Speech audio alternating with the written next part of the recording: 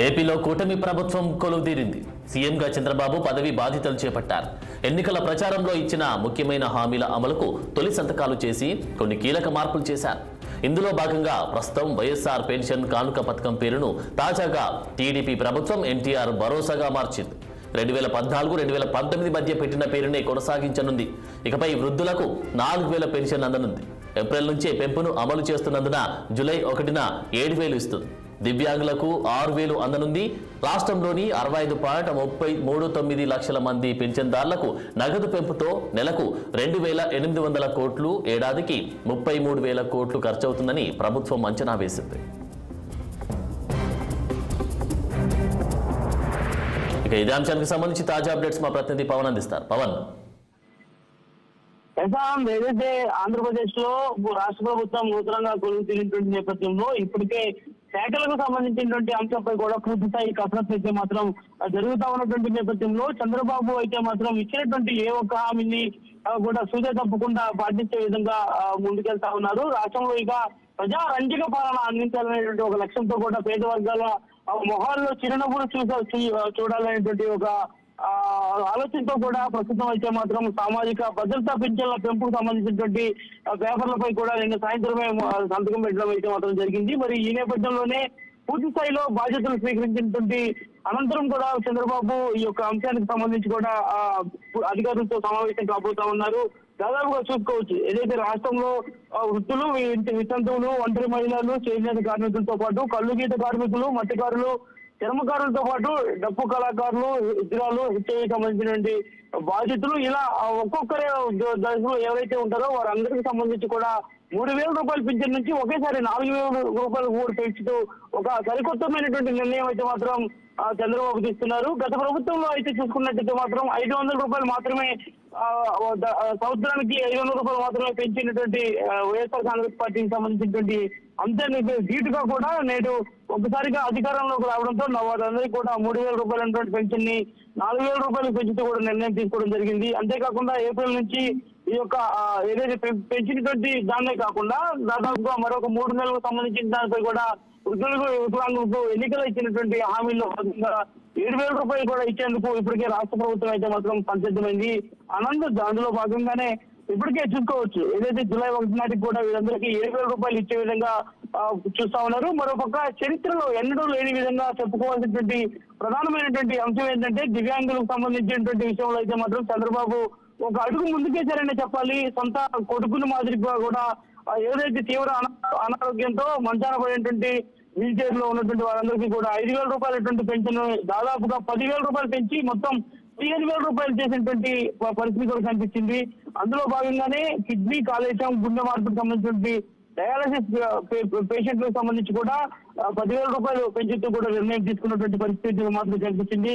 మొత్తానికి పేదవాడి మొహంలో చిరునవ్వు చూడాలని ముఖ్యమంత్రి నారా చంద్రబాబు చేస్తున్నటువంటి ఈ ప్రయత్నంలో భాగంగా అధికారులు అయితే మాత్రం సంసిద్ధమైనటువంటి పరిస్థితి కనిపిస్తా ఉంది. దాదాపుగా ఇప్పటికే దీనికి సంబంధించి కూడా ఏడాదికి 33,000 కోట్ల రూపాయలు ఖర్చు అవుతుందని కూడా ప్రభుత్వం అంచనా వేసినటువంటి నేపథ్యంలో మరి పూర్తి స్థాయిలో దీనికి సంబంధించి శరవేగంగా ముందుకు వెళ్తున్నటువంటి పరిస్థితి కనిపిస్తాం. చూసుకోవచ్చు, ఏదైతే నిన్న సాయంత్రమే మనం చూసాం, ఏదైతే ఏపీ సచివాలయంలో కూడా ముఖ్యమంత్రి చంద్రబాబు మొట్టమొదటిగా మెగా టీఎస్ కి సంబంధించినటువంటి అంశంపై కూడా సంతకం చేయడం జరిగింది. అనంతరం రెండవది ఏదైతే భూ ల్యాండింగ్ సంబంధించినటువంటి దానిపై ఏదైతే యాక్షన్ కూడా రద్దు చేస్తూ రెండవ సంతకం చేయడం అయితే మాత్రం జరిగింది. మూడవది అయితే మాత్రం అవాతాతకు సంబంధించినటువంటి అంశం ఏదైతే ఇచ్చినటువంటి హామీలు ఉన్నాయో ఆ హామీలు అందులో భాగంగానే 3వ ఫైల్ పై కూడా సంతకం చేశారు. కాబట్టి ఇక రాష్ట్రంలో పూర్తి స్థాయిలో కూడా ప్రజా సంక్షేమ పాలన అందించడమే ధ్యేయంగా కూడా టీడీపీ కూటమి ప్రభుత్వం అయితే మాత్రం ముందుకు తీసుకెళ్తా ఉంది. ఆనంద్, మొత్తానికి ఈ రోజు సాయంత్రం వరకు కూడా శాఖలకు సంబంధించినటువంటి దానిపై కూడా పూర్తి స్థాయి కసరత్తు జరుగుతూ ఉంది. ప్రస్తుతం చంద్రబాబు నివాసం ఉండవల్లి ఏదైతే ఉందో ఉండవల్లిలో ఉన్నటువంటి ఆయన నివాసంలో చంద్రబాబు పార్టీకి సంబంధించినటువంటి ఆ నేతలతో సమాలోచనలు చేస్తా ఉన్నారు. ఎవరెవరికి ఏ శాఖ కేటాయిస్తే బాగుంటుంది, మనం ఏ విధంగా అయితే మాత్రం ముందుకు వెళ్ళగలం అనేటువంటి అంశాలపై కూడా ప్రధానంగా ఈ రోజు ఒక చర్చ అయితే మాత్రం జరగబోతా ఉంది. నిన్నంతా తిరుమల కావచ్చు, విజయవాడ అమ్మవారి టెంపుల్ కావచ్చు, ఈ షెడ్యూల్లో బిజీగా ఉన్నటువంటి చంద్రబాబు మరి ఈ రోజు ఉదయం నుంచి కూడా దీనిపై కసరత్తు ప్రారంభిస్తా ఉన్నారు. మరోవైపు కూటమిలో ఉన్నటువంటి జనసేన పార్టీ అధినేత పవన్ కళ్యాణ్ సంబంధించినటువంటి అంశం పవన్ కళ్యాణ్ తో కూడా ఈ భేటీలో మాట్లాడి అనంతరం ఇద్దరు కలిసి ఈ యొక్క నిర్ణయం కూడా తీసుకునేటువంటి అవకాశం అయితే ఖచ్చితంగా కనిపిస్తా ఉంది. ఏది ఏమైనా కూడా అమరావతి రాజధాని అదేవిధంగా ప్రజలకు ఇచ్చినటువంటి హామీలను కూడా సూచన తప్పకుండా ఆ ప్రభుత్వం అమలు చేసేందుకు మాత్రం ఇప్పటికే చంద్రబాబు అయితే మాత్రం అడుగులు ముందుకు వేస్తా ఉన్నారు. ఆనంద్, పవన్ ఒకటి చెప్పండి క్లియర్గా, ఇప్పుడు వృద్ధులకు కానీ వితంతులకు కానీ అక్కడ ఉన్నటువంటి సిచ్యువేషన్ అయితే మనం చూసాము. అంటే ప్రతిదీ కూడా ఇంటికే చేరవేసినటువంటి సందర్భం గత ప్రభుత్వం వైఎస్ఆర్సీపీ చేసినటువంటి పరిస్థితి చూసాం మనం. సో మరి ఇప్పుడు పెన్షన్ లబ్ధిదారులకు యాజ్ ఇట్ ఈస్గా ఇంటికి చేరవేసే అవకాశం కనిపిస్తూ ఉందా? వారు మరి ప్రత్యామ్నాయ మార్గాలు ఏమైనా ఏర్పాటు చేస్తారా, లేకపోతే యాజ్ ఇట్ ఈస్గా సచివాలయానికి వెళ్ళి తీసుకునేటువంటి సిచ్యువేషన్ మళ్ళీ క్రియేట్ చేస్తూ ఉన్నారా? డీటెయిల్స్ ఏంటి? ప్రస్తుతం దీనిపైనే పూర్తిగా ఒక అధికారులు మాత్రం చంద్రబాబు భేటీ కాబోతా ఉన్నారు. అంటే గతంలో కూడా ఇదే మాదిరిగా సచివాలయం అదే విధంగా లేదంటే బ్యాంకు ఖాతాల్లో జమ చేసినటువంటి రాష్ట్ర ప్రభుత్వం మరి అదే మాదిరిగా తిరిగి మరలా బ్యాంకు ఖాతాల్లో జమ చేయాలా, లేదంటే వాలంటరీ వ్యవస్థ ఏదైతే ఉందో దాని ద్వారా కూడా అందులో పేదలకు మహిళలకు తగ్గించాలనేటువంటి కాన్సెప్ట్ తో ఉన్నటువంటి పరిస్థితి కూడా ప్రస్తుతం అయితే ఉంది. మరి ఈ నేపథ్యంలోనే చంద్రబాబు దీనిపై అయితే మాత్రం స్పష్టత అయితే మాత్రం ఇప్పటి వరకు ఇవ్వలేదు. అధికారులతో సమావేశం అయినటువంటి అనంతరమే దీనికి సంబంధించినటువంటి అంశంపై కూడా మనకి పూర్తిగా క్లారిటీ వచ్చేటువంటి అవకాశం అయితే ఖచ్చితంగా ఉంది. ఎందుకంటే చూసుకోవచ్చు ప్రధానంగా ఈ యొక్క ఏదైతే ఒక పెంచినటువంటి నేపథ్యంలో కూడా ఎక్కడైతే ఈ ఏడాదికి 33,000 రూపాయల కోట్లు ఖర్చు అవుతుంది కాబట్టి దీన్ని సంబంధించి ఏ విధంగా వృద్ధులకు అందజేయాలి అనేటువంటి దానిపై కూడా కసరత్తు అయితే మాత్రం జరుగుతూ ఉంది. అయితే చెప్పిన విధంగా అయితే ప్రస్తుతం 7,000 రూపాయల పెన్షన్ ఏదైతే ఉందో ఈ యొక్క 7,000 రూపాయల పెన్షన్ అయితే మాత్రం ప్రస్తుతం డైరెక్ట్ గా సచివాలయంలోనే గత నెలలో ఏ విధంగా అయితే ఇచ్చేస్తున్నారో అదే విధంగా సచివాలయంలోనే ఇచ్చే విధంగానే ముందుగా ప్రపోజల్ చూస్తా ఉన్నారు. తర్వాత వాలంటీర్ వ్యవస్థకు సంబంధించినటువంటి అంశంపై తుది స్థాయిలో నిర్ణయం తీసుకొని అనంతరం ఏ విధంగా ముందుకు వెళ్ళాలని దానిపై కూడా కసరత్తు చేస్తున్నటువంటి పరిస్థితి కూడా ప్రస్తుతం కనిపిస్తా ఉంది. ఆనంద్, పవన్, మరి వాలంటీర్ వ్యవస్థ తీసేస్తామని గతంలో చెప్పినటువంటి సందర్భం చూసాం. తర్వాత యాజ్ ఇట్ ఈస్గా వాలంటీర్ వ్యవస్థను తీసేయము, దాన్ని 5,000 ఇస్తున్నటువంటి జీతాన్ని పెంపు చేసి 10,000 ఇస్తామని చెప్పినటువంటి సిచ్యువేషన్ కూడా మళ్ళీ చూసాం చంద్రబాబు చెప్పినటువంటి.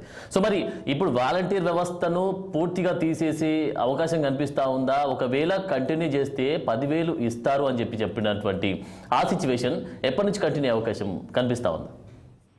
ఖచ్చితంగా కూడా ఏదైతే వాలంటీర్ వ్యవస్థపై అయితే మాత్రం రాష్ట్ర ప్రభుత్వం మొదటి నుంచి చెప్తా ఉంది. ప్రస్తుతం 5,000 రూపాయల నుంచి 10,000 రూపాయలకు పెంచుతామన్నటువంటి వాలంటీర్లు కనీసం డిగ్రీ అర్హత ఉండాలి అని చెప్పి కూడా చంద్రబాబు చెప్పింది నేపథ్యంలో ప్రస్తుతం ఏ అంశానికి సంబంధించినటువంటి దానిపై కూడా అధికారులు ముందుకు వెళ్తా ఉన్నారు. దాదాపు ప్రజలు ఉంటారు కాబట్టి ఒక వాలంటీర్ మాత్రమే డిగ్రీ అర్హత కలిగినటువంటి వాలంటీర్ అతని ద్వారానే ఈ యొక్క సచివాలయం ఉంటుందో ఆ సచివాలయానికి సంబంధించినటువంటి ప్రజలకు కూడా పూర్తి స్థాయిలో సేవలు అందించే విధంగా కూడా ప్రభుత్వం ముందుకు తీసుకెళ్లే విధంగా సిద్ధం చేస్తున్నటువంటి పరిస్థితి అయితే ప్రస్తుతం కనిపిస్తా ఉంది.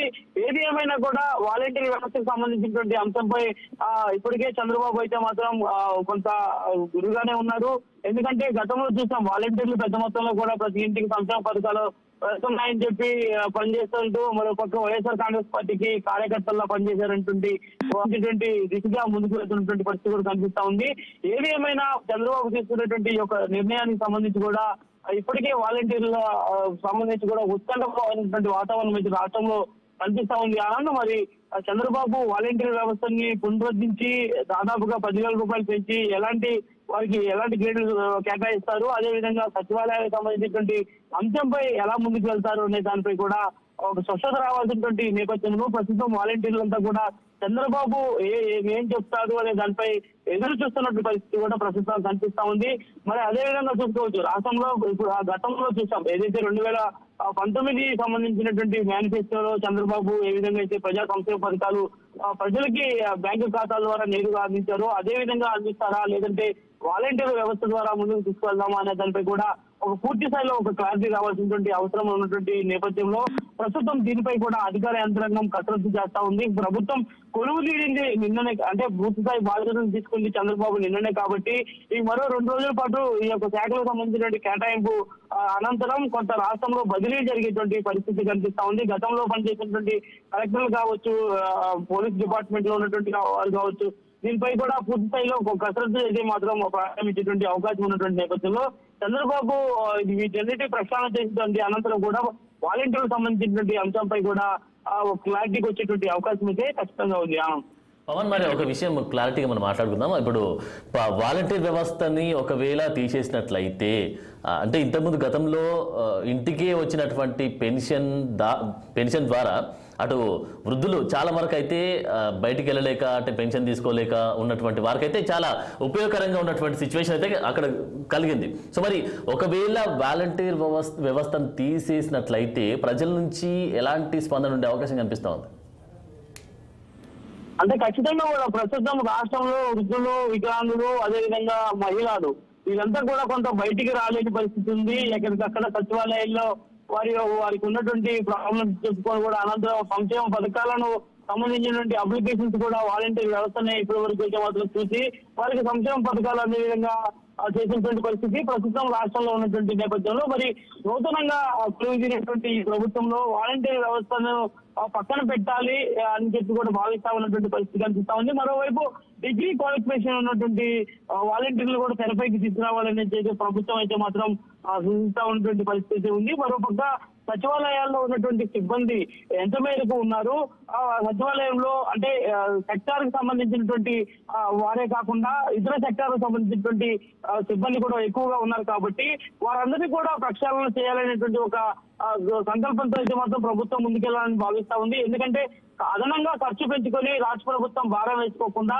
ఉన్నటువంటి సిబ్బందిని వాళ్ళందరినీ కూడా కేటాయించుకొని పోవాలి. ఎందుకంటే చంద్రబాబు హామీలు ఇచ్చారు, ఏదైతే ప్రజలకు మహిళలకు సంబంధించి కూడా నెలకు 1500 రూపాయలు ప్రతి మహిళలకు ఇస్తానని చెప్పారు. అందులో భాగంగా కొంత రాష్ట్రానికి కొంత ఆర్థిక అవసరం ఉన్నటువంటి నేపథ్యంలో మరి అందులో భాగంగానే ఇచ్చినటువంటి హామీల్లో అమ్మఒడి పథకాన్ని తీసుకుంటే గతంలో ఇంట్లో ఉన్నటువంటి ఒక్కరికి మాత్రమే అమ్మఒడి ఇచ్చినటువంటి పరిస్థితి. మరి నేడు మాత్రం ఇంట్లో ఎంతమంది ఉంటే అంతమందికి కూడా తల్లికి వందనం అనేటువంటి ఒక పేరుతో అందరికీ 15,000 రూపాయలు సంవత్సరానికి జమ చేస్తానంటూ కూడా ఇప్పటికే చంద్రబాబు తెలియజేసినటువంటి పరిస్థితి ఉంది. కాబట్టి మరి వీటన్నిటిని దృష్టిలో పెట్టుకుని ఎలా ముందుకు వెళ్ళాలి అనే దానిపై కూడా బూత్ స్థాయిలో అధికారులతో అయితే మాత్రం చంద్రబాబు కసరత్తు చేస్తా ఉన్నటువంటి పరిస్థితి ఉంది. మొత్తానికి వాలంటీర్ వ్యవస్థకు సంబంధించి కూడా ప్రజలైతే మాత్రం వాలంటీర్లు ఉంటేనే తమంతా కూడా ముందుకు వెళ్ళగలం. ఎందుకంటే కొన్ని ఇబ్బందులు తమకు ఉంటాయి కాబట్టి ఖచ్చితంగా వాలంటీర్ వ్యవస్థ రాష్ట్రంలో ఉండాలని చెప్పి కోరుకుంటా ఉన్నటువంటి నేపథ్యంలో మరి చంద్రబాబు ఎలాంటి నిర్ణయం తీసుకుంటారో అనే దానిపై కూడా ప్రస్తుతం ఒక ఉత్కంఠమైనటువంటి వాతావరణం అయితే కనిపిస్తా ఉంది. Anand, right, thank you Pawan.